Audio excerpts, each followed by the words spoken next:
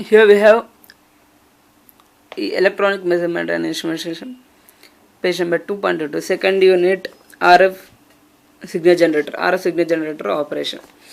RF signal generator lo 4 stages ఉన్నాయి, 4 important stages: RF oscillator, amplifier, calibrator, attenuator, output.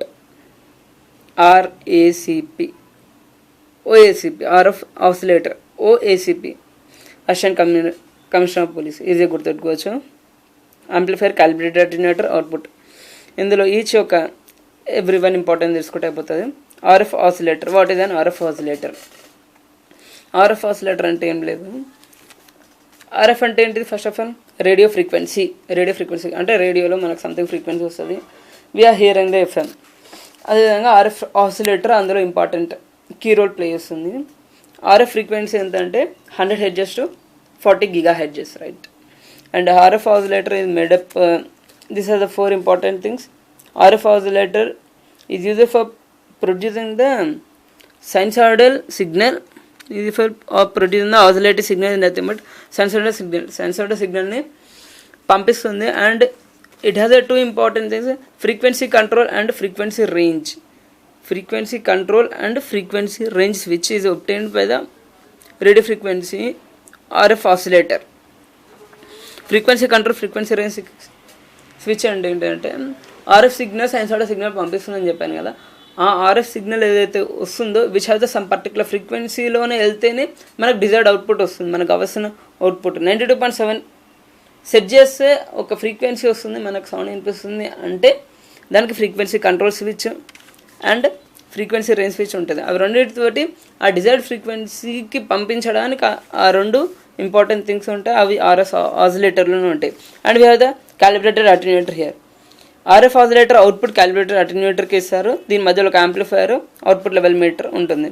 Calibrated attenuator అంటే ఏంటంటే ఇక్కడ calibrated అటెన్యూయేటర్లో ఒక desired voltage set చేస్తారు, అంటే desired with the help of output amplitude controlled by the amplifier circuit. Whenever the oscillation frequency is changed, the output voltage level must be reset to the calibrated point. అంటే ఏంటంటే ఇక్కడ నుంచి ఏదైతే output of ఆసిలేటర్కి ఇస్తుందో calibrated అటెన్యూయేటర్కి ఇవ్వాలి. ఇక్కడ ఈ frequency control and frequency range switch ద్వారా డిజైర్డ్ ఫ్రీక్వెన్సీ వస్తుందని చెప్పిన. ఇన్ కేస్ అక్కడ మిస్ అయినా కానీ క్యాలిబ్రేటెడ్ అటెన్యూయేటర్లో ఒక డిజైర్డ్ ఫ్రీక్వెన్సీ సెట్ చేసి పెడతారు, ఆల్రెడీ డిజైర్డ్ వోల్టేజ్ సెట్ చేసి పెడతారు. సో ఎప్పుడైతే RF ఆసిలేటర్ నుంచి అవుట్పుట్ వస్తుందో అది ఇక్కడికి వస్తుంది త్రూ యాంప్లిఫైయర్. వచ్చాక దీనికి ఇప్పుడు బై మిస్టేక్లో ఇక్కడ ఏదైనా ఫ్రీక్వెన్సీ అటు ఇటు అయినా కానీ ఇక్కడ క్యాలిబ్రేటెడ్ అటెన్యూయేటర్లో కంపల్సరీగా డిజైర్డ్ ఫ్రీక్వెన్సీ మాత్రమే వెళ్తుంది, other frequencies are stopped. Other frequency start desired frequency మాత్రమే వెళ్తుంది. సో దానికోసం క్యాలిబ్రేటెడ్ అటెన్యూయేటర్ వస్తుంది, దాని తర్వాత అవుట్పుట్ RF సిగ్నల్కి వచ్చేస్తుంది. RF oscillators, we have 2 types of signal generators RFలో, Hartley oscillator and Colpitts oscillator. Hartley and Colpitts oscillator. In these two oscillators we have phase shifting feedback network. Okay, it has a amplifier circuit of phase shifting feedback network and amplifies input signal. ఇక్కడ ఈ రెండిట్లలో ఆసిలేటర్లో ఒకటి amplifier ఉంటుంది and phase shifting feedback network.